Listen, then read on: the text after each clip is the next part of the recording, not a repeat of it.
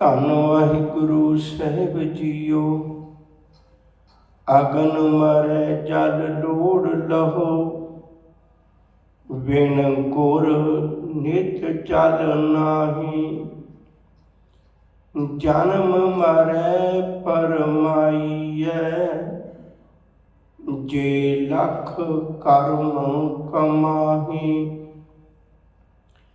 ਅਗਨ ਮਰੈ ਜਲ ਲੋੜ ਲਹੋ, ਵਿਣ ਗੁਰ ਨਿਤ ਚਲ ਨਾਹੀ। ਜਨਮ ਮਰੈ ਪਰਮਾਈਐ, ਜੇ ਲਖ ਕਰਮ ਕਮਾਹੀ। ਜਮ ਜਾਗਾਤ ਨਾ ਲਗਈ, ਜੇ ਚੱਲੈ ਸਤਿਗੁਰ ਪਾਏ। ਨਾਨਕ ਨਿਰਮਲ ਅਮਰ ਪਦ, ਗੁਰ ਹਰਿ ਮਿਲੈ ਮਿਲਾਈ। ਜਮ ਜਾਗਾਤ ਨਾ ਲਗਈ, ਜੇ ਚੱਲੈ ਸਤਿਗੁਰ ਭਾਈ। ਨਾਨਕ ਨਿਰਮਲ ਅਮਰ ਪਦ, ਗੁਰ ਹਰਿ ਮਿਲੈ ਮਿਲਾਈ।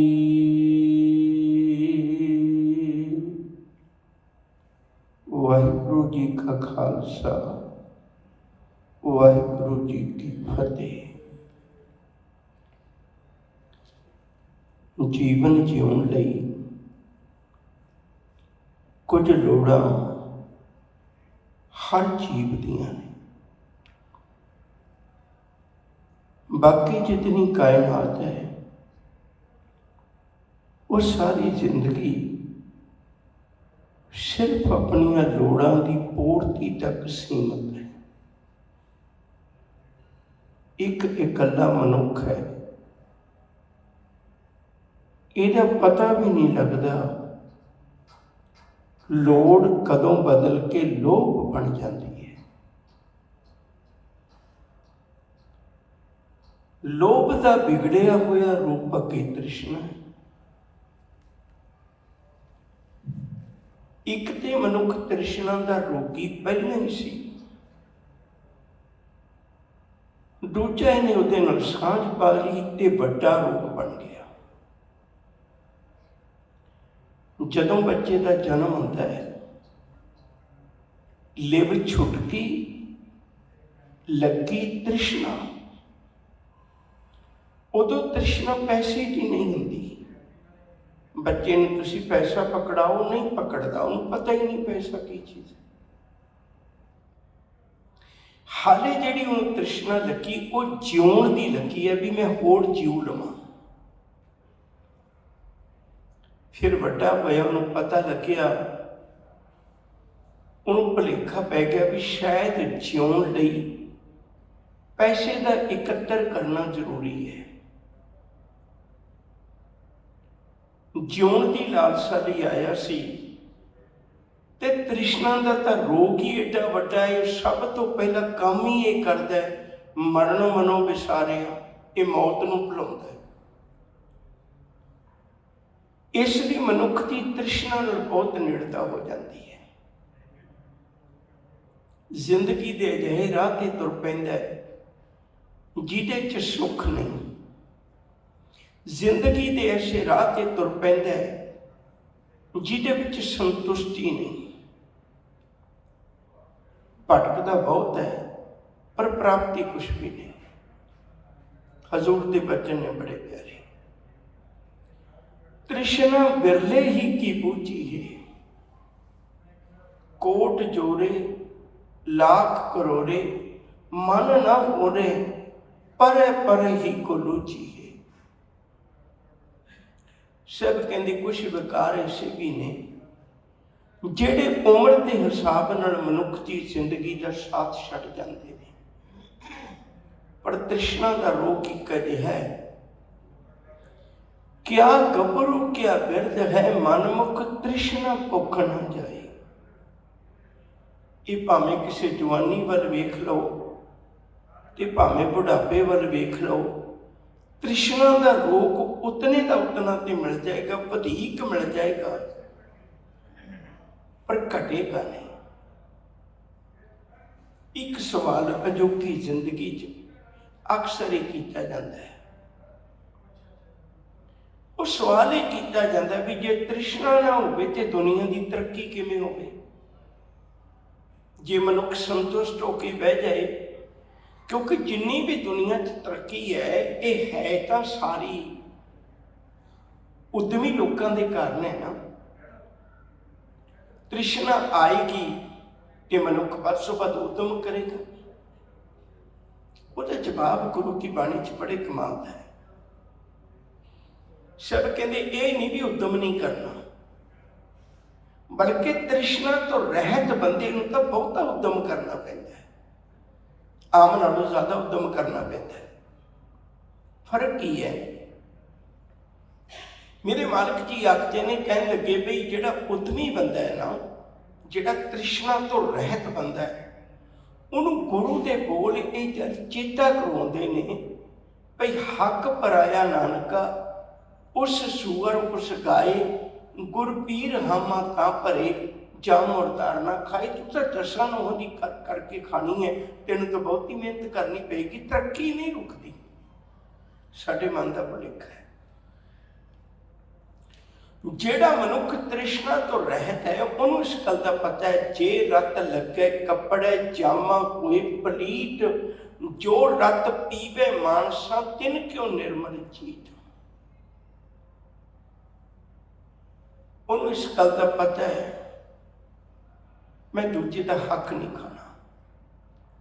ਔਰ ਤੁਸੀਂ ਦੇਖਦੇ ਹੋ ਤ੍ਰਿਸ਼ਨਾਲੂ ਮਨੁੱਖ ਦੀਆਂ ਤਸਵੀਰਾਂ ਕਿੱਡੀਆਂ ਖਤਰਨਾਕ ਨੇ, ਭਿਆਨਕ ਨੇ, ਜਿਨ੍ਹਾਂ ਨੇ ਮਨੁੱਖਤਾ ਨੂੰ ਸ਼ਰਮਿੰਦਾ ਕਰ ਦਿੱਤਾ ਹੈ।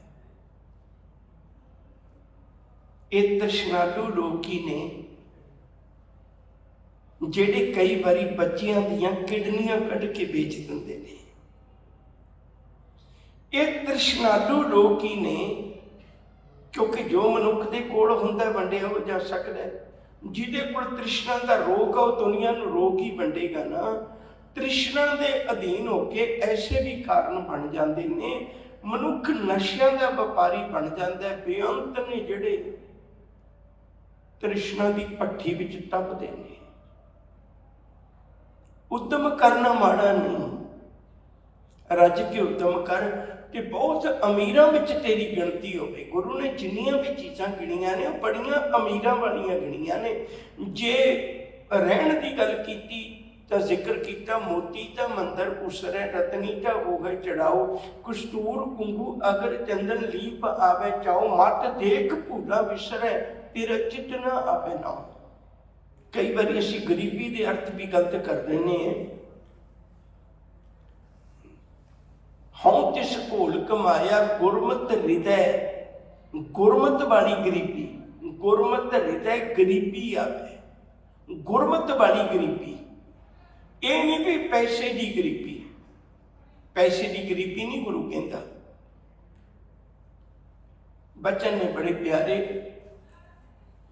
ਸਭ ਕਿਰਪਾ ਕਰਦੇ ਨੇ, ਕਹਿਣ ਲੱਗੇ ਮਨੁੱਖ ਦੇ ਕੋਲ ਜੇ ਪਹਿਨਣ ਦੀ ਗੱਲ ਹੋਵੇ, ਜੈ ਪ੍ਰਸਾਦ ਪਾਟ ਪਟੰਬਰ ਹੰਡਾਪੈ, ਤੂੰ ਸਾਦਾ ਕਿਉਂ ਪਹਿਨੇ, ਕੀਮਤੀ ਪਹਿਨ। ਜੇ ਗੱਲ ਖਾਣ ਦੀ ਆਈ ਤਾਂ ਐਵੇਂ ਨਾ ਸੁੱਕੀਆਂ ਖਾ। ਜੈ ਪ੍ਰਸਾਦ 36 ਅੰਮ੍ਰਿਤ ਖਾਹੀਂ, ਜਿਸ ਠਾकुर ਕੋ ਰਖ ਮਨ ਮਾਏ। ਪਰ ਤ੍ਰਿਸ਼ਨਾਲੂ ਮਨੁੱਖ ਇੱਕ ਗੱਲ ਵੇਖਦਾ ਹੈ ਬਸ, ਉਹ ਦੁਨੀਆ ਦੇ ਚਿਰਾਗ ਬੁਝਾ ਕੇ ਆਪਣੇ ਘਰ ਨੂੰ ਰੋਸ਼ਨ ਕਰਨਾ ਚਾਹੁੰਦਾ ਹੈ। ਦੁਨੀਆ ਦੀ ਝੋਲੀ ਵਿੱਚ ਦੁੱਖ ਆ ਕੇ ਆਪਣੀ ਝੋਲੀ ਸੁੱਖਾਂ ਨਾਲ ਭਰਨੀ ਚਾਹੁੰਦਾ ਹੈ। ਕਿਸੇ ਦਾ ਜੀਵਨ ਉਜਾੜ ਕੇ ਆਪਣੇ ਜੀਵਨ ਦੀ ਬਗੀਚੀ ਨੂੰ ਖੜਾਉਣਾ ਚਾਹੁੰਦਾ ਹੈ। ਇਵੇਂ ਹੋਣਾ ਨਹੀਂ, ਸੁੱਖ ਨਹੀਂ ਮਿਲੇਗਾ ਸਜਣਾ। ਸਹਿਜ ਖੱਟੇ ਲੱਖ ਕੋ ਉਠਤਾ ਵੈ, ਤ੍ਰਿਪਤ ਨਾ ਆਵੇ ਮਾਇਆ ਪਛ ਆਵੇ, ਅੰਕ ਭੋਗ ਵਿਖਿਆ ਕੇ ਕਰੇ, ਨੈ ਤ੍ਰਿਪਤ ਆਵੇ ਖਪ ਖਪ ਮਰੇ, ਬਿਨਾ ਸੰਤੋਖ ਨਹੀਂ ਕੋ ਰਜੈ।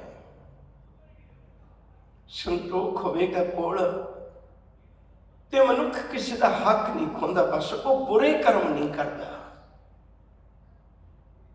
ਜਿਸ ਦਿਨ ਸ਼ਾਦੀ ਹੁੰਦੀ ਹੈ ਉਸ ਦਿਨ ਧੀ ਵਾਂਗੂ ਰਿਸ਼ਤਾ ਕਰਕੇ ਲੈ ਕੇ ਆਉਂਦਾ ਹੈ, ਪਰ ਭੁੱਲ ਜਾਂਦਾ ਵੀ ਧੀ ਦੇ ਕੋਲੋਂ ਮੈਂ ਉਹ ਦਾਜ ਦੇ ਰੂਪ ਵਿੱਚ ਕਹਿਰ ਕਰਨ ਲੱਗਾ ਹੈ, ਜਿਹੜੀ ਇੱਕ ਤ੍ਰਿਸ਼ਨਾਲੂ ਮਨੁੱਖ ਦੀ ਨਿਸ਼ਾਨੀ ਹੈ। ਇਹ ਧਰਮੀ ਬੰਦੇ ਦੀ ਨਿਸ਼ਾਨੀ ਨਹੀਂ। ਤ੍ਰਿਸ਼ਨਾਲੂ ਦਾ ਅਰਥ ਇਹ ਹੈ, ਮੈਂ ਕਿਸੇ ਦੀ ਜ਼ਿੰਦਗੀ ਬਰਬਾਦ ਨਹੀਂ ਕਰਨੀ। ਛੋਟੀ ਜਿਹੀ ਇੱਕ ਗਾਥਾ ਕਹਿੰਦੇ ਹਾਂ, ਫਿਰ ਗੱਲ ਆਪਾਂ ਅੱਗੇ ਤੋਰਾਂਗੇ। ਲੜਕੀ ਨੂੰ ਵਿਆਹੀ ਨੂੰ 7-8 ਮਹੀਨੇ ਹੋ ਗਏ ਸਨ।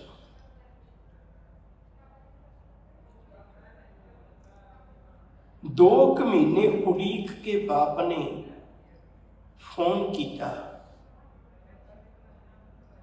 ਧੀ ਘਰ ਵਿੱਚ ਇਕੱਲੀ ਸੀ। ਧੀ ਨੇ ਫੋਨ ਚੁੱਕਿਆ, ਕੁਰਲਾ ਉੱਠੀ, ਬਹੁਤ ਰੋਈ। ਬਾਪ ਦੀ ਜਾਨ ਮੁੱਠੀ ਵਿੱਚ ਆ ਗਈ। ਮੈਂ ਤੇ ਬੜੀ ਵਾਰੀ ਬੇਨਤੀ ਕਰਨਾ, ਧੰਨ ਹੈ ਜਿਗਰਾ ਧੀਆਂ ਵਾਲਿਆਂ ਦਾ। ਪਾਲ ਪੜੋਸ ਕੇ ਕੱਲੀ ਧੀ ਨਹੀਂ ਭੇਜਦਾ ਉਹ। ਜਿਸ ਦਿਨ ਤੱਕ ਕਾਰਡ ਵਿਆਹ ਦਾ ਛਪਿਆ ਹੁੰਦਾ, ਆਨੰਦ ਕਾਰਜਾਂ ਤੱਕ ਉਹਦੇ ਤੇ ਬਾਪ ਦਾ ਨਾਂ ਲਿਖਿਆ ਹੁੰਦਾ ਹੈ, ਪਰ ਜਦੋਂ ਆਨੰਦ ਕਾਰਜ ਹੋ ਜਾਂਦਾ ਉਸ ਦਿਨ ਧੀ ਆਪਣੇ ਬਾਪ ਨੂੰ ਇਹ ਗੱਲ ਕਹਿੰਦੀ, ਤੇਰਾ ਮੈਂ ਘਰ ਹੀ ਨਹੀਂ ਛੱਡ ਕੇ ਚੱਲੀ, ਤੇਰਾ ਪਰਿਵਾਰ ਹੀ ਨਹੀਂ ਛੱਡ ਕੇ ਚੱਲੀ, ਅੱਜ ਬਾਪੂ ਮੈਂ ਤੇਰਾ ਨਾਮ ਵੀ ਛੱਡ ਕੇ ਚੱਲੀ ਹੈ। ਅੱਜ ਤੋਂ ਬਾਅਦ ਮੇਰੇ ਨਾਂ ਦੇ ਨਾਲ ਮੇਰੇ ਪਤੀ ਦਾ ਨਾਂ ਲਿਖਿਆ ਜਾਣਾ, ਤੇਰਾ ਨਾਂ ਨਹੀਂ ਬਾਪੂ ਲਿਖਿਆ ਜਾਣਾ।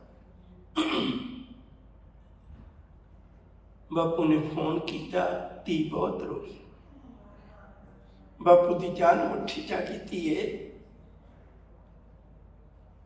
ਕਿਹੜੀ ਗੱਲੋਂ ਰੋਣੀ ਹੈ? ਧੀ ਨੇ ਦਰਦ ਛਪਾਉਣ ਵਾਸਤੇ ਫੋਨ ਕੱਟ ਦਿੱਤਾ। ਫੋਨ ਕੱਟ ਦਿੱਤਾ, ਕਹਿਣ ਲੱਗੇ ਬਾਪ ਨੂੰ ਚੈਨ ਨਾ ਆਈ, ਫਿਰ ਫੋਨ ਕਰ ਲਿਆ। ਧੀ ਨੇ ਆਪਣੇ ਆਪ ਨੂੰ ਸੰਭਾਲ ਲਿਆ, ਪਿਆਰ ਨਾਲ ਕਹਿਣ ਲੱਗੀ, ਪਿਤਾ ਪੁੱਛਦਾ ਤੂੰ ਰੋਈ ਕਿਉਂ? ਕਹਿੰਦੀ ਬਾਪੂ ਕਈ ਦਿਨ ਹੋ ਗਏ ਸੀ ਫੋਨ ਤੇ ਗੱਲ ਨਹੀਂ ਨਾ ਹੋਈ, ਤੇ ਤਾਂ ਕਰਕੇ ਰੋਣਾ ਆ ਗਿਆ। ਬਾਪੂ ਕਹਿਣ ਲੱਗਾ, ਕਮਲੀਏ ਮੈਂ ਤੈਨੂੰ ਨਿੱਕੀ ਤੋਂ ਲੈ ਕੇ ਪਾਲਿਆ ਹੈ, ਪੁੱਤ ਕਦੇ ਲੇਟ ਹੋ ਜਾਏ ਬਾਪ ਫਿਕਰ ਨਹੀਂ ਕਰਦਾ, ਧੀ 2 ਮਿੰਟ ਲੇਟ ਹੋ ਜਾਏ ਬਾਪ ਸੈਂਕੜੇ ਵਾਰੀ ਦੇਖਦਾ ਦਰਵਾਜ਼ੇ ਨੂੰ। ਧੀਏ ਮੈਂ ਤੈਨੂੰ ਪਾਲਿਆ ਹੈ, ਤੂੰ ਬਾਪ ਤੋਂ ਛਪਾਉਣੀ ਹੈ ਵੀ ਤੂੰ ਇਹ ਰੋਣਾ ਤੇਰਾ ਫੋਨ ਵਾਲਾ ਰੋਣਾ ਨਹੀਂ ਸੀ। ਸੱਚ ਦੱਸ ਵਿੱਚੋਂ ਕੀ ਗੱਲ ਹੈ? ਫਿਰ ਆਪਣੇ ਆਪ ਨੂੰ ਸੰਭਾਲਿਆ, ਕਹਿੰਦੀ ਬਾਪੂ ਸੱਚ ਦੱਸਾਂ, ਪਹਿਲੇ 2-3 ਮਹੀਨੇ ਤਾਂ ਮੈਂ ਫੋਨ ਕਰਦੀ ਰਹੀ, ਬੜਾ ਵਧੀਆ ਵਿਹਾਰ ਸੀ। ਫਿਰ 2 ਮਹੀਨੇ ਹੋਰ ਲੰਘ ਗਏ, ਹੁਣ 2 ਮਹੀਨੇ ਤੋਂ ਫੋਨ ਵੀ ਨਹੀਂ ਕਰਨ ਦਿੰਦੇ। ਬਾਪੂ ਤੇਰੀ ਧੀ ਨੂੰ ਕੁੱਟਦੇ ਬੜਾ ਨੇ, ਜਿਹਨੂੰ ਤੂੰ ਕਦੇ ਝਿੜਕ ਵੀ ਨਹੀਂ ਸੀ ਮਾਰਦਾ, ਜੋ ਸਵੇਰ ਤੋਂ ਸ਼ਾਮ ਤੱਕ ਬੜੀ ਕੁੱਟ ਖਾਂਦੀ ਹੈ। ਬਾਪੂ ਦੀ ਜਾਨ ਮੁੱਠੀ ਚ ਆ ਗਈ, ਕਹਿਣ ਲੱਗੀ ਧੀਏ ਕਿਹੜੀ ਗੱਲੋਂ? ਬਾਪੂ ਤੂੰ ਬੜਾ ਦਾਜ ਦਿੱਤਾ ਸੀ, ਪਰ ਇਹ ਹੋਰ ਮੰਗਦੇ ਨੇ। ਕੀ ਮੰਗਦੇ ਨੇ? ਕਹਿਣ ਲੱਗੀ ਬਾਪੂ 2 ਲੱਖ ਰੁਪਈਆ ਮੰਗਦੇ ਨੇ। ਮੈਨੂੰ ਪਤਾ ਜਿਵੇਂ ਆਪਾਂ ਕਰਜ਼ ਚੁੱਕ ਕੇ ਵਿਆਹ ਕਰਿਆ ਤੇ ਹੁਣ ਇੰਨੇ ਪੈਸੇ ਮੇਰੇ ਬਾਪੂ ਕੋਲ ਹੋਣੇ ਨਹੀਂ, ਤਾਂ ਕਰਕੇ ਮੈਂ ਸੱਟਾਂ ਖਾਈ ਜਾਂਦੀ ਹੈ। ਇੱਕ ਗੱਲ ਚੇਤਾ ਰੱਖਿਓ, ਬਾਪ ਦੀ ਅਹਿਮੀਅਤ ਉਦੋਂ ਪਤਾ ਲੱਗਦੀ ਜਦੋਂ ਚਲਾ ਜਾਂਦਾ ਹੈ। ਬਦਕਿਸਮਤੀ ਹੈ ਸਾਡੇ ਸਮਾਜ ਦੀ। ਬਾਪੂ ਤਾਂ ਇੱਕ ਇਹੋ ਜਿਹਾ ਕੰਧਾ ਹੁੰਦਾ ਹੈ, ਜਿੰਨਾ ਮਰਜ਼ੀ ਭਾਰੀ ਹੋਵੇ ਬਾਪੂ ਕਦੇ ਵੀ ਨਹੀਂ ਕਹਿੰਦਾ ਮੈਂ ਚੁੱਕ ਨਹੀਂ ਸਕਾਂਗਾ। ਉਹ ਕਹਿੰਦਾ ਧੀਏ ਤੂੰ ਕਮਲੀ 2 ਲੱਖ ਰੁਪਏ ਪਿੱਛੇ ਹੱਡ ਕਟਵਾਉਂਦੀ ਰਹੀ, ਤੂੰ ਸਵੇਰੇ ਆ, ਮੈਂ ਤੈਨੂੰ ਪੈਸੇ ਦਾ ਪ੍ਰਬੰਧ ਕਰਕੇ ਦੇਣਾ। ਪੈਸੇ ਤਾਂ ਪਏ ਨਹੀਂ ਘਰੇ, ਜਿਹੜਾ ਤੇਰਾ ਸ਼ਗਨ ਇਕੱਠਾ ਹੋਇਆ ਸੀ, ਕੁਝ ਹੋਰ ਪੈਸੇ ਨੇ, ਬਾਪੂ ਸਾਰੇ ਹੀ ਦਰਦ ਛੁਪਾ ਲੈਂਦਾ। ਉਹ ਪਏ ਨੇ ਕਮਲੀਏ, ਤੈਨੂੰ ਮੈਂ ਦੇ ਦਿਆਂਗਾ, ਤੂੰ ਆ ਤੇ ਸਹੀ। ਨਾਲੇ ਇੱਕ ਗੱਲ ਚੇਤਾ ਰੱਖੀ, ਇੱਕ ਬੜੀ ਕੀਮਤੀ ਚੀਜ਼ ਤੈਨੂੰ ਦਾਜ ਵਿੱਚ ਹੋਰ ਦੇਣੀ ਸੀ, ਉਹ ਮੈਂ ਉਦੋਂ ਭੁੱਲ ਗਿਆ, ਮਮਤਾ ਦਾ ਮਾਰਿਆ ਨਹੀਂ ਦੇ ਸਕਿਆ। ਉਹ ਵੀ ਚੀਜ਼ ਮੈਂ ਤੈਨੂੰ ਹੁਣ ਇਸ ਦਾਜ ਵਿੱਚ ਦੇਣੀ ਹੈ, ਤੇ ਮੈਨੂੰ ਆਸ ਹੈ ਵੀ ਜਦੋਂ ਮੈਂ ਉਹ ਪਿਆਰੀ ਚੀਜ਼ ਦੇਵਾਂਗਾ ਤੇ ਮੁੜ ਕੇ ਤੇਰੇ ਸਹੁਰੇ ਦਾਜ ਨਹੀਂ ਮੰਗਣਗੇ। ਧੀ ਨੂੰ ਚਾਹ ਚੜ ਗਿਆ। ਦੂਜੇ ਦਿਨ ਬੱਸ ਬੈਠ ਕੇ, ਹੁਣ ਕਿਹਨੇ ਨਾਲ ਆਉਣਾ ਸੀ, ਬੱਸ ਬੈਠ ਕੇ ਆ ਗਈ, ਬਾਪੂ ਨੂੰ ਮਿਲੀ, ਗਲਵੱਕੜੀ ਪਾਈ, ਦੋਵੇਂ ਬਹੁਤ ਰੋਏ। ਧੀਏ ਕਿਸੇ ਬਾਪ ਦੇ ਵੱਸ ਹੋਵੇ, ਉਹ ਕਦੇ ਆਪਣੀ ਧੀ ਨੂੰ ਨਾ ਤੋਰੇ। ਬਹੁਤ ਕੁਰਲਾਏ। ਆਖਰ ਜਿਵੇਂ ਕਿਵੇਂ ਸੀ, ਜਿਹੜੀ ਜ਼ਮੀਨ ਅੱਗੇ ਗਹਿਣੇ ਰੱਖੀ ਸੀ ਬਾਪੂ ਨੇ ਸਾਰੀ ਵੇਚ ਕੇ ਉਹ 2 ਲੱਖ ਰੁਪਈਆ ਤਿਆਰ ਕਰਕੇ ਰੱਖ ਲਿਆ। ਰਾਤ ਨੂੰ ਰੋਟੀ ਖਾਧੀ ਇਕੱਠਿਆਂ ਨੇ, ਉਹਨੇ ਉਹ ਪੈਸੇ ਦੇ ਦਿੱਤੇ। ਕਹਿਣ ਲੱਗੀ, ਬਾਪੂ ਇੱਕ ਗੱਲ ਹੋਰ ਕਹਿੰਦੇ ਸੀ ਤੁਸੀਂ, ਬਈ ਬਹੁਤ ਪਿਆਰੀ ਇੱਕ ਚੀਜ਼ ਦਾਜ ਵਿੱਚ ਦੇਣੀ ਮੈਂ ਭੁੱਲ ਗਿਆ, ਉਹ ਵੀ ਕਿਤੇ ਫਿਰ ਨਾ ਭੁੱਲ ਜਾਇਓ। ਬਾਪੂ ਕਹਿਣ ਲੱਗਿਆ, ਨਹੀਂ ਉਹ ਨਹੀਂ ਭੁੱਲਦਾ, ਤੂੰ ਕਾਹਲੀ ਨਾ ਪੈ ਢੀ, ਤੂੰ ਸਵੇਰੇ ਜਾਣਾ ਹੈ, ਸਵੇਰ ਤੱਕ ਮੈਂ ਦੇ ਦਿਆਂਗਾ। ਉਹ ਕਹਿੰਦੀ ਠੀਕ ਹੈ। ਸਵੇਰੇ ਦੇਰੀ ਨਾ ਕਰੀ ਪੁੱਤ, ਤੂੰ ਪੈਸੇ ਲੈ ਕੇ ਜਾਣੇ ਨੇ, ਰਾਹੇ ਬਾਟੇ ਕੋਈ ਮੁਸ਼ਕਿਲ ਬਣ ਜਾਂਦੀ ਕਈ ਵਾਰੀ, ਤੂੰ ਸਵੇਰੇ ਚੜ੍ਹਦੀ ਚਲੇ ਜਾਈਂ, ਜਲਦੀ ਨਿਕਲ ਜਾਈਂ, ਦੇਰੀ ਨਾ ਕਰੀ। ਠੀਕ ਹੈ ਬਾਪੂ। ਸਵੇਰੇ ਉੱਠੀ, ਚਾਹ ਦੇ ਕੱਪ 2 ਲੈ ਕੇ ਆਪਣੇ ਬਾਪੂ ਦੇ ਕਮਰੇ 'ਚ ਗਈ ਹੈ। ਮੈਂ ਤੇ ਬਾਪੂ ਦੋਵੇਂ ਇਕੱਠੇ ਚਾਹ ਪੀ ਲਈਏ, ਮੁੜ ਕੇ ਪਤਾ ਨਹੀਂ ਕਦ ਵਕਤ ਮਿਲਣਾ। ਦਰਵਾਜ਼ਾ ਖੜਕਾਇਆ, ਅੰਦਰੋਂ ਆਵਾਜ਼ ਨਾ ਆਈ। ਫਿਰ ਜ਼ੋਰ ਦੀ ਖੜਕਾਇਆ, ਨਾ ਆਵਾਜ਼ ਆਈ। ਖਿੜਕੀ ਨੂੰ ਹੱਥ ਲਾ ਕੇ ਦੇਖਿਆ, ਖਿੜਕੀ ਖੁੱਲ ਗਈ। ਦੋਵੇਂ ਗਲਾਸ ਚਾਹ ਦੇ ਹੱਥੋਂ ਛੁੱਟ ਗਏ, ਦੁਹਾਈ ਨਿਕਲ ਗਈ। ਆਵਾਜ਼ਾਂ ਮਾਰਦੀ, ਉਹ ਭਲਿਓ ਭੱਜ ਕੇ ਆਵੋ, ਉਹ ਬਾਪੂ ਦੀ ਤਾਂ ਲਾਸ਼ ਲਟਕਦੀ ਹੈ। ਬਾਪੂ ਦੀ ਪੱਖੇ ਨਾਲ ਲਾਸ਼ ਲਟਕਦੀ ਸੀ ਤੇ ਬਾਪੂ ਦੇ ਬੋਝੇ ਵਿੱਚ ਲਿਖਿਆ ਹੋਇਆ ਸੀ, ਧੀਏ ਆਪਣੀ ਜਾਨ ਦੇਣੀ ਬਾਕੀ ਰਹਿ ਗਈ ਸੀ ਤੇਰੇ ਦਾਜ ਵਿੱਚ, ਬਾਕੀ ਸਭ ਕੁਝ ਦੇ ਦਿੱਤਾ ਸੀ। ਲੈ ਅੱਜ ਮੈਂ ਆਪਣੀ ਜਾਨ ਵੀ ਤੈਨੂੰ ਦਾਜ ਵਿੱਚ ਦੇਣ ਲੱਗਾ, ਹੁਣ ਤੇਰੇ ਸਹੁਰੇ ਨਹੀਂ ਮੰਗਣਗੇ। ਪਿਆਰ ਵਾਲਿਓ, ਧਰਮ ਦੀ ਦੁਨੀਆ ਸਿਖਾਉਂਦੀ ਹੈ ਮਨੁੱਖ ਨੂੰ ਰੋਗੀ ਨਹੀਂ ਕਰਨਾ, ਤੰਦਰੁਸਤ ਜੀਵਨ ਗੁਜ਼ਾਰ, ਸੁੱਖਾਂ ਭਰਿਆ ਜੀਵਨ ਗੁਜ਼ਾਰ। ਗੁਰਮਤਿ ਇਹ ਸਿਖਾਉਂਦੀ ਹੈ, ਗੁਰਮਤਿ ਇਹ ਦੱਸਦੀ ਹੈ, ਨਾਮ ਜਪਣ ਦਾ ਅਰਥ ਹੀ ਇਹ ਹੈ, ਉਹਨੂੰ ਬੰਦੇ ਨੂੰ 4 ਗੱਲਾਂ ਦਾ ਵਿਸ਼ਵਾਸ ਪੱਕਾ ਹੋ ਜਾਂਦਾ ਹੈ। ਜਿਹੜਾ ਦਿਲੋਂ ਨਾਮ ਜਪਦਾ, ਅੰਦਰੋਂ ਨਾਮ ਜਪਦਾ, ਉਹਦੇ ਜੀਵਨ ਵਿੱਚ 4 ਗੱਲਾਂ ਪੱਕੀਆਂ ਬੈਠ ਜਾਂਦੀਆਂ ਨੇ। ਨੰਬਰ 1,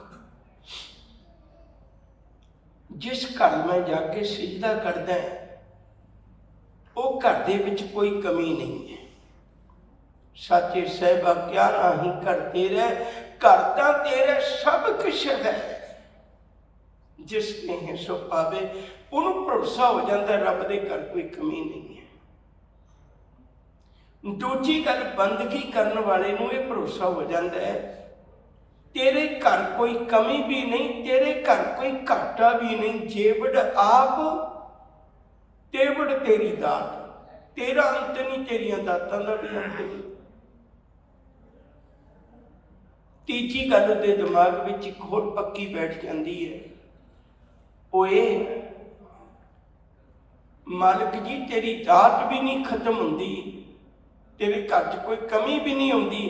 ਕਈ ਵਾਰੀ ਬੰਦੇ ਦਾ ਸੁਭਾਅ ਬਦਲ ਜਾਂਦਾ ਹੈ, ਭਈ ਅੱਜ ਉਹ ਬਹੁਤ ਕੁਛ ਦਾਤਾਂ ਦੇਣ ਵਾਲਾ ਹੈ ਤੇ ਕੱਲ੍ਹ ਉਹਦਾ ਸੁਭਾਅ ਬਦਲ ਗਿਆ ਵੀ ਹੁਣ ਨਹੀਂ, ਵੀ ਬਸ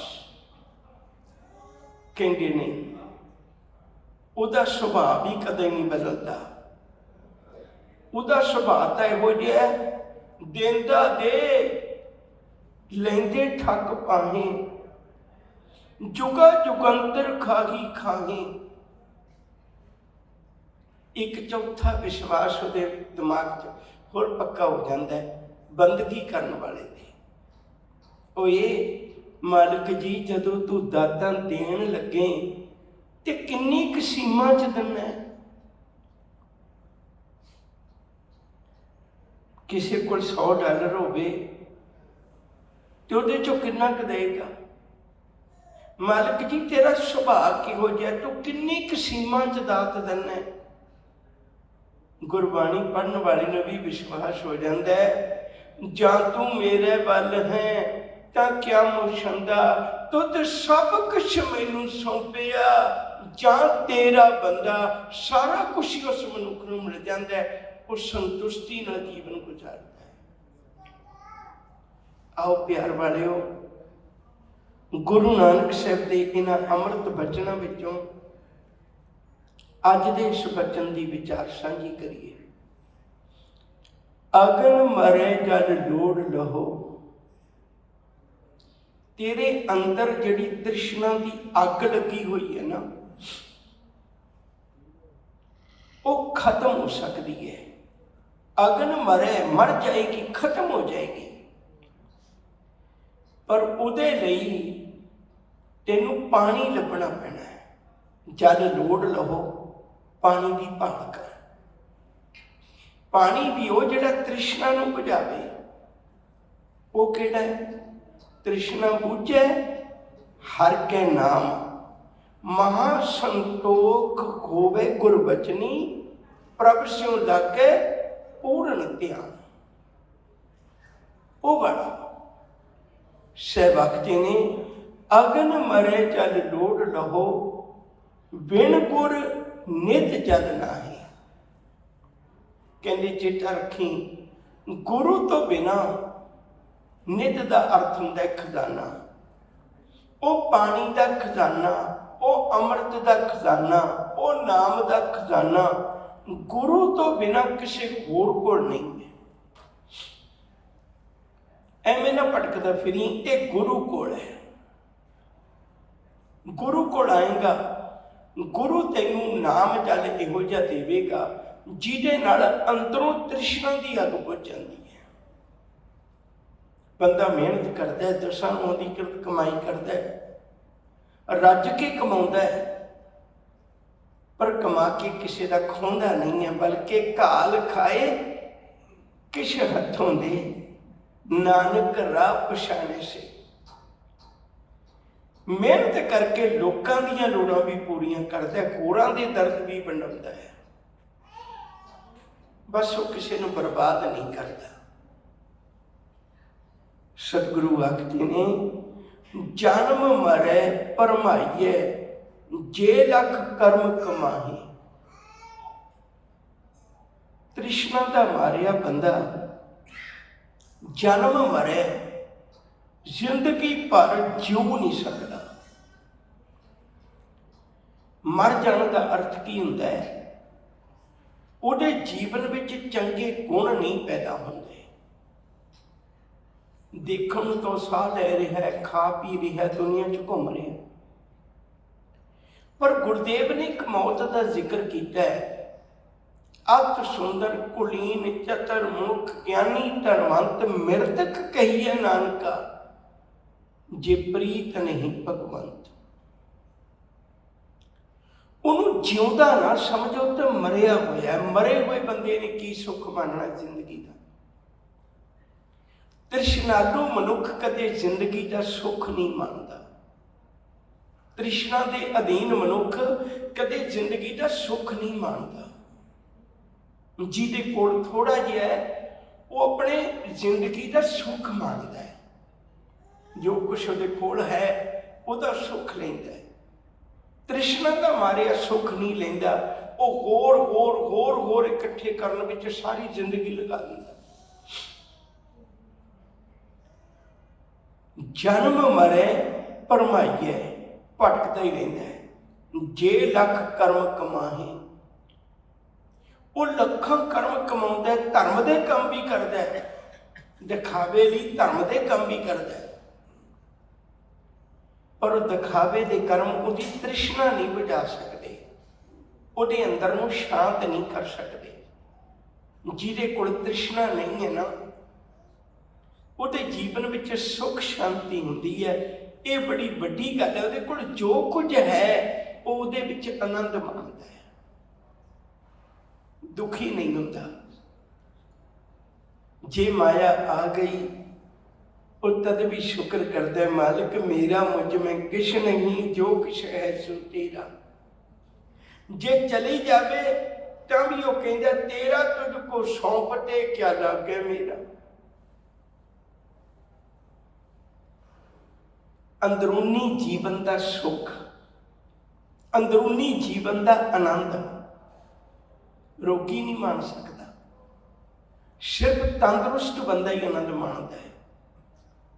ਸਹਿ ਭਗਤ ਨੇ ਜਮ ਜਾਗਾਤ ਨਾ ਲੱਗਈ, ਜੇ ਚੱਲੇ ਸਤਿਗੁਰ ਪਾਏ। ਜਮ ਜਾਗਾਤ, ਜਮ ਦਾ ਟੈਕਸ, ਦੁੱਖ ਦੇਣਾ। ਇੱਕ ਛੋਟੀ ਜਿਹੀ ਬੇਨਤੀ ਕਰਾਂ, ਕਈ ਵਾਰੀ ਸਾਨੂੰ ਇਉਂ ਲੱਗਦਾ ਵੀ ਫਲਾਣਾ ਬੰਦਾ ਬੁਰੇ ਕੰਮ ਕਰਦਾ ਤੇ ਉਹਨੂੰ ਸਜ਼ਾ ਤਾਂ ਕੋਈ ਮਿਲਦੀ ਨਹੀਂ, ਦੁਨੀਆ 'ਚ ਤੁਰਿਆ ਫਿਰਦਾ। ਇਹ ਸਾਨੂੰ ਭੁਲੇਖਾ ਹੈ। ਉਹ ਤੇ ਬਹੁਤ ਵੱਡੀ ਸਜ਼ਾ ਭੁਗਤ ਰਿਹਾ ਹੁੰਦਾ ਹੈ। ਜਿਵੇਂ ਮੈਂ ਉਦਾਹਰਨ ਦਿਆਂ, ਮੰਨ ਲਓ ਤੁਹਾਡੇ ਕੋਲ ਕੋਈ ਚੀਜ਼ ਹੈ, ਕਿਤਾਬ ਹੀ ਹੈ, ਮੰਨ ਲਓ ਕਿਤਾਬ ਮੈਨੂੰ ਸੋਹਣੀ ਲੱਗੀ, ਮੇਰੇ ਮਨ ਵਿੱਚ ਬੇਈਮਾਨਾ ਬਣਿਆ ਵੀ ਮੈਂ ਇਹ ਕਿਤਾਬ ਚੁੱਕ ਲਵਾਂ। ਹੁਣ ਉਹ ਕਿਤਾਬ ਮੈਂ ਚੁੱਕ ਲੈ ਗਿਆ, ਚੁੱਕ ਕੇ ਲਿਜਾ ਕੇ ਘਰੇ ਰੱਖ ਲਈ। ਹੁਣ ਜਦੋਂ ਵੀ ਮੈਂ ਉਸ ਕਿਤਾਬ ਨੂੰ ਪੜ੍ਹਦਾ, ਤੁਹਾਨੂੰ ਨਹੀਂ ਪਤਾ ਲੱਗਿਆ ਵੀ ਕੌਣ ਚੁੱਕ ਲੈ ਗਿਆ, ਤੁਸੀਂ ਮੇਰੇ ਤੇ ਸ਼ੱਕ ਵੀ ਨਹੀਂ ਕੀਤੀ ਵੀ ਇਹ ਬੰਦਾ ਕਿਤਾਬ ਚੁੱਕ ਸਕਦਾ। ਪਰ ਜਦੋਂ ਵੀ ਮੈਂ ਕਿਤਾਬ ਨੂੰ ਚੁੱਕਦਾ, ਚੁੱਕ ਕੇ ਪੜ੍ਹਨ ਲੱਗਦਾ, ਕਿਤਾਬ ਪਹਿਲਾਂ ਹੀ ਮੇਰੇ ਮੂੰਹ ਤੇ ਚਪੇੜ ਮਾਰਦੀ, ਤੈਨੂੰ ਪਤਾ ਉਹ ਕਥਾ ਕਰਨ ਵਾਲੇ ਆ, ਤੂੰ ਚੋਰ ਹੈ। ਜਿੰਨੀ ਵਾਰੀ ਕਿਤਾਬ ਮੇਰੇ ਸਾਹਮਣੇ ਆਈ, ਓਨੀ ਵਾਰੀ ਕਿਤਾਬ ਨੇ ਮੈਨੂੰ ਦਿਖਾਇਆ ਉਹ ਕੱਪੜੇ ਪਾ ਕੇ ਧਰਮੀ ਬਣਨ ਵਾਲੇ ਆ, ਤੂੰ ਚੋਰ ਹੈ, ਤੂੰ ਕਿਤਾਬ ਚੁੱਕੀ ਹੋਈ ਹੈ। ਆਹ ਵਾਲੀ ਸਜ਼ਾ, ਆਹ ਵਾਲੀ ਸਜ਼ਾ। ਜੇ ਅੱਜ ਕਿਸੇ ਨੂੰ ਮੰਦਾ ਬਚਨ ਬੋਲ ਦਿੱਤਾ ਤੇ ਕੱਲ ਜਦੋਂ ਵੀ ਉਹ ਸਾਹਮਣੇ ਆਏਗਾ ਓਨੀ ਵਾਰੀ ਲਾਹਨਤਾਂ ਪੈਣਗੀਆਂ। ਤੂੰ ਪਤਾ ਹੈ ਤੂੰ ਇਹ ਬੰਦਾ ਗਲਤ ਨਹੀਂ ਸੀ, ਪਰ ਤੂੰ ਇਹਦੇ ਬਾਰੇ 'ਚ ਗਲਤ ਬੋਲਿਆ ਹੋਇਆ ਹੈ। ਇਹ ਸਜ਼ਾ ਉਹ ਰੋਜ਼ ਭੁਗਤਦਾ ਹੈ, ਉਹ ਰੋਜ਼ ਮਰਦਾ ਹੈ ਅੰਦਰੋਂ। ਸਾਨੂੰ ਕਈ ਵਾਰੀ ਇਉਂ ਲੱਗਦਾ ਵੀ ਫਲਾਣੇ ਦਾ ਐਕਸੀਡੈਂਟ ਹੋ ਜਾਏ ਤੇ ਸ਼ਾਇਦ ਢਲਾਈ ਕਰ ਜਾਏ, ਉਹ ਤਾਂ ਸਜ਼ਾ ਹੀ ਕੋਈ ਨਹੀਂ। ਉਹ ਕਦੀ ਸਜ਼ਾ ਤਾਂ ਆ ਹੈ, ਜਿਉਂਦਾ ਹੈ ਪਰ ਰੋਜ਼ ਲਾਹਨਤਾਂ ਪੈਂਦੀਆਂ ਨੇ। ਇਹ ਹੈ ਜਮ ਜਾਗਾਤ। ਸਹਿ ਭਗਤ ਨੇ ਕਹਿੰਦੀ ਤ੍ਰਿਸ਼ਨਾ ਦੇ ਅਧੀਨ ਮਨੁੱਖ ਨੂੰ ਰੋਜ਼ ਹੀ ਜਮ ਪਰੇਸ਼ਾਨ ਕਰਦਾ ਹੈ। ਜਿਹੜਾ ਮੈਂ ਇੱਕ ਵਾਰੀ ਫਿਰ ਦੁਹਰਾ ਦਿਆਂ, ਜਿਹੜਾ ਕਿਸੇ ਦੇ ਧੀਆਂ ਪੁੱਤਾਂ ਨੂੰ ਨਸ਼ੇ 'ਚ ਲਾਉਂਦਾ ਹੈ ਕਿਉਂਕਿ ਸੋਚਦਾ ਮਨਾ ਜਦੋਂ ਦਾ ਸਿਵਾ ਸਕਦਾ ਹੋਵੇਗਾ, ਜਦੋਂ ਦੀ ਮਾਂ ਰੋਂਦੀ ਹੋਵੇਗੀ, ਜਦੋਂ ਦਾ ਬਾਪ ਧਾਹਾਂ ਮਾਰਦਾ ਹੋਵੇਗਾ, ਜਦੋਂ ਦੇ ਬੱਚੇ ਬਿਲਕਦੇ ਹੋਣਗੇ ਤੇ ਤੇਰੇ ਘਰ 'ਚ ਸ਼ਾਂਤੀ ਆ ਜਾਏਗੀ। ਉਹਦੇ ਨਾਲੋਂ ਕਿਤੇ ਜ਼ਿਆਦਾ ਚੰਗਾ ਹੈ ਤੁਸੀਂ $5 ਦੀ ਕਿਸੇ ਨੂੰ ਰੋਟੀ ਖਵਾ ਕੇ ਦੇਖੋ, ਤੁਹਾਨੂੰ ਰੋਜ਼ ਖੁਸ਼ੀ ਲਵੇਗੀ। ਜਦੋਂ ਵੀ ਉਹ ਬੰਦਾ ਮਿਲੇਗਾ ਤੁਹਾਡਾ ਦਿਲ ਕਰੇਗਾ ਸਤਿਗੁਰੂ ਤੇਰਾ ਧੰਨਵਾਦ, ਇਹ $5 ਨਾਲ ਤੂੰ ਚੰਗਾ ਕੰਮ ਕਰਵਾ ਲਿਆ ਸੀ। ਗੁਰੂ ਕੀ ਸਿਖਾਉਂਦਾ? ਗੁਰੂ ਇਹੋ ਜਿਹਾ ਸਿਖਾਉਂਦਾ ਵੀ ਯੋਗ ਵਰਤੋਂ ਤੁਹਾਨੂੰ ਰੋਜ਼ ਖੁਸ਼ੀ ਦੇਵੇਗੀ, ਅਯੋਗ ਵਰਤੋਂ ਤੁਹਾਨੂੰ ਰੋਜ਼ ਦੁੱਖ ਦੇਵੇਗਾ। ਬਾਹਰ ਨਹੀਂ ਕਿਸੇ ਨੂੰ ਪਤਾ ਲੱਗਦਾ ਪਰ ਅੰਦਰੋਂ ਦੁਖੀ ਹੈ ਬੰਦਾ, ਅੰਦਰੋਂ ਭਟਕਦਾ ਹੈ। ਜਮ ਜਾਗਾਤ ਨਾ ਲੱਗਈ, ਜੇ ਚੱਲੇ ਸਤਿਗੁਰ ਪਾਏ।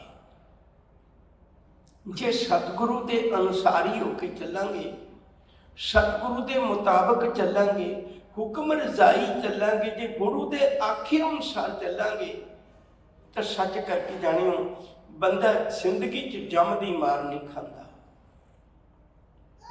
ਆਨੰਦ ਵਿੱਚ ਜਿਉਂਦਾ ਹੈ, ਸੁੱਖ ਵਿੱਚ ਜਿਉਂਦਾ ਹੈ। ਜੋ ਕੁਛ ਦੇ ਕੋਲ ਹੈ ਉਹਨੂੰ ਦੇਖ ਦੇਖ ਕੇ ਉਹ ਖੁਸ਼ੀ ਵਿੱਚ ਜਿਉ ਕੇ ਆਨੰਦ ਮਾਣਦਾ ਹੈ। ਮੈਂ ਬਹੁਤ ਵਾਰੀ ਬੇਨਤੀ ਕਰਦਾ, ਕਦੇ ਪੰਛੀਆਂ ਨੂੰ ਦੇਖਿਓ, ਉਹ ਆਪਣੇ ਤੋਂ ਵੱਧ ਖਿਲਾਰ ਕੇ ਦਿਖਾਉਂਦੇ ਨੇ।